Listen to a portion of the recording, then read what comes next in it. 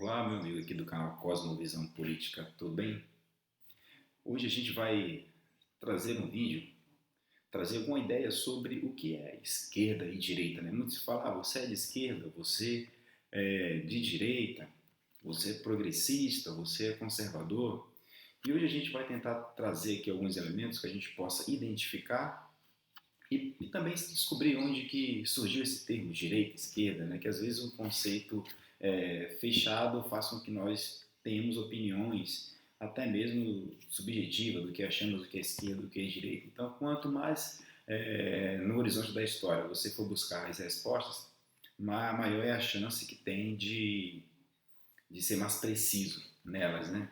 Então, onde que surgiu esse termo esquerda-direita? Depois a gente vai trazer alguns elementos para você conseguir identificar um pensamento de esquerda, um pensamento de direita, ou um pensamento conservador, um pensamento progressista. Né? Então, onde que surgiu esse termo, né? Esquerda e direita? Né? É um termo que é oriundo da Revolução Francesa, né, de 1789, em que na, na, na, na, na na reunião junto do rei, com o rei, ficavam um grupo de pessoas à esquerda, outro grupo de pessoas à direita e outro grupo de pessoas no centro. Quem eram esses que ficavam à esquerda do rei? Né? Eram chamados jacobinos. Né? Eram aqueles que queriam a revolução a todo custo, queriam matar o rei, estavam insatisfeitos, queriam mandar o rei para a guilhotina, queriam tomar toda a riqueza da realeza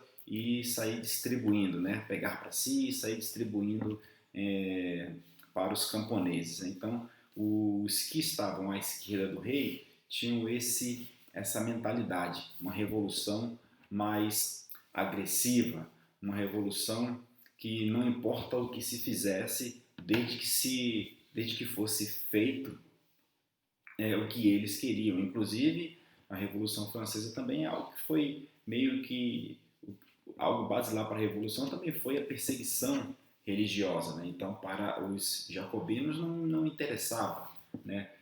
O que ia ser feito e como seria feito. O importante era ser executado, né? E de forma revolucionária, de forma sem nenhum tipo de moderação, apenas que acontecesse. Então, esse pensamento, basicamente, era o pensamento daqueles que estavam à esquerda do rei.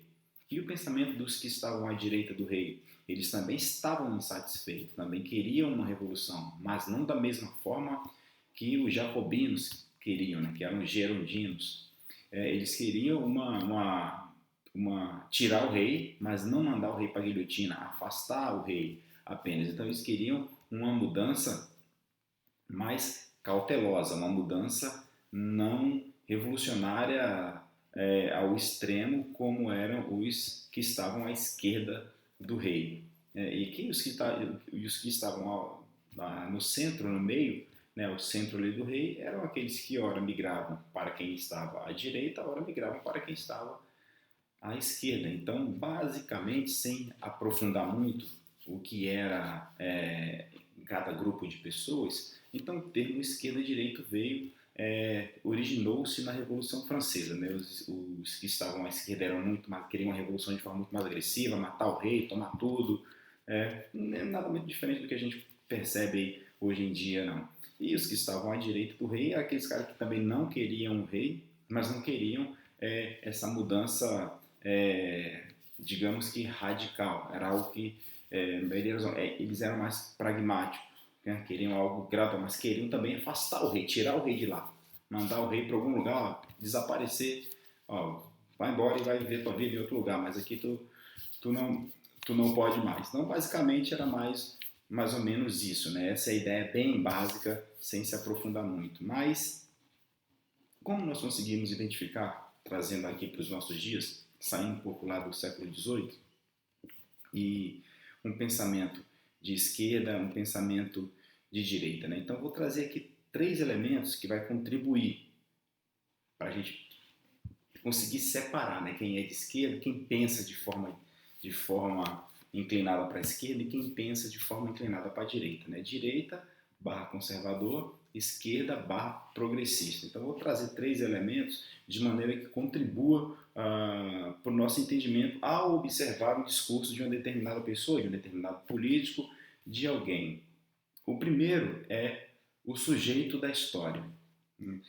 Quem é o sujeito da história para o pensador, para quem pensa, tem um pensamento inclinado para a esquerda, né? O sujeito da história, para quem está inclinado para a esquerda, para quem tem esse pensamento, é sempre coletivo, né? É sempre o todo, a classe trabalhadora, são os negros, são as mulheres, sempre gerando essas classes, né? Um sujeito histórico coletivo, né? Então, quando você vê alguém falando, discursando sobre, mas nós temos que olhar para as minorias, né? Negros, mulheres, homossexuais, etc. O sujeito da história do pensador de esquerda, do pensador progressista, ou aquele que tem inclinação, né? Porque falar pensador é um pouco mais complexo, né? Mas aquele que é inclinado para o pensamento progressista, para o pensamento de esquerda, ele sempre vai olhar para o sujeito da história como sendo esse sujeito um coletivo, né? E como é que o pensador, que é inclinado para o pensamento conservador de direita vai olhar? Esse sujeito da história, né, o sujeito histórico, ele é individual, não é coletivo. Cada um é responsável por si. Então você já consegue ter uma percepção em um discurso quando alguém começa a falar em coletivismo e individualismo, né? Então o sujeito da história, para aquele que é inclinado para a direita, para o conservadorismo, o sujeito histórico é sempre o indivíduo, tratado individualmente. O pensador de esquerda não. O sujeito da história é o coletivo, sempre coletiviza. Qual é o outro elemento que vai ajudar com que nós possamos diferenciar esses 2 modos de pensar? A natureza humana, né? O segundo elemento é a natureza humana. Para aquele que é inclinado para o pensamento de esquerda, progressista, vai dizer que é boa, né? O pai da esquerda, né, Jean-Jacques Rousseau, vai dizer que o homem é puro, né? E é a sociedade que o corrompe. Então ele parte desse princípio. Para quem é cristão, vai saber que o ser humano é mau desde a sua natureza, desde a sua meninice, né? Então a natureza do ser humano já é ruim. Então aqui você consegue ter outra diferença, né? O pensamento de esquerda vai dizer, não, a natureza do homem é boa, a sociedade é quem o corrompe, o homem é puro, né? Já para o conservador vai dizer que não, o homem é mau, ele é mau desde a sua meninice, não há pureza nele. E assim a Bíblia diz, né, que todos pecaram, que Deus olhou e não viu nenhum justo, nenhum sequer. Então por isso que o cristão ele tem a obrigação de ser inclinado para o conservadorismo, né? Não existe cristão com pensamento de esquerda, não existe cristão comunista, né? As duas coisas não comungam, né? Não se comungam, né? Então não tem como. Qual é o terceiro elemento para a gente identificar um discurso de esquerda ou de direita? É essa relação, né? Essa contradição entre trabalho e capital. Para quem pensa de esquerda, a supressão, o fim do capital é a linha de pensamento, né, desse tipo de discurso. Não, o capital precisa acabar. Inclusive Marx dizia, né, que o capitalismo estava fadado ao fracasso. Então esse é o pensamento de esquerda. E o de direita é a livre negociação. Você tem a sua mercadoria, você negocia da melhor forma que você entender. A mercadoria é sua, né? Então esses são 3 elementos básicos, né? E aí eu vou trazer outros elementos que estão condicionados a esse aqui, de maneira que a gente consiga perceber, né? O pensador de direita ele vai pensar como, olha, vai defender a propriedade privada, vai defender o direito à vida e vai defender a liberdade. O pensador de esquerda, não. Ele quer acabar com a propriedade privada, a vida pouco vai interessar, percebe-se agora no aborto aprovado na Argentina, né? É um pensamento de esquerda, é um governo de esquerda, é um governo progressista. E também o livre mercado, né? O comércio livre, né? A liberdade. Então você percebe que a liberdade hoje, para os que pensam de direita, a gente percebe que estão sendo tolhida, né? Nas redes sociais, não pode se manifestar sobre nada e muitos estão aplaudindo algum tipo de censura, inclusive a censura ao presidente dos Estados Unidos, a maior potência do mundo, que foi completamente censurado e muitos aplaudindo. Isso é uma característica de um progressista, de quem pensa de forma inclinada para a esquerda. Então, eu acho que com esses poucos elementos, você consegue já diferenciar, você consegue olhar para o discurso, perceber nesse discurso, olha, esse discurso é um discurso progressista. Esse discurso, não, esse aqui é um discurso conservador. E o que isso tudo nos diz? Nos diz, isso nos aponta que o discurso, que os elementos que compõem o pensamento conservador, né, os elementos dos pensadores de direita, são elementos que compõem que existe uma lógica, não existe uma perspectiva de mudança.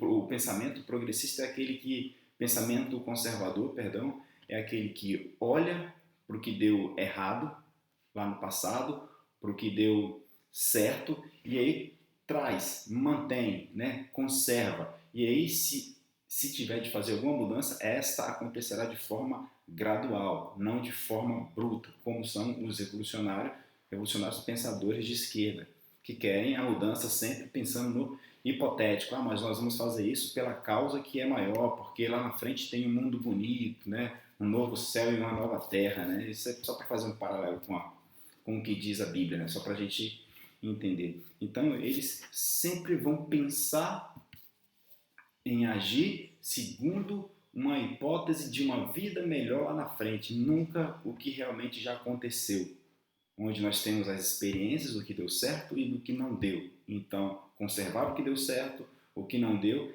e mudando de forma gradual para que as coisas caminhem de forma mais lógica, com sentido. Então, por que o pensador conservador, por que o pensamento conservador e de direita ele é um pensamento que deve ser defendido, que deve ser disseminado? Porque é um pensamento que compactua, que comunga com a lógica, né? Com a lógica de toda a civilização, né?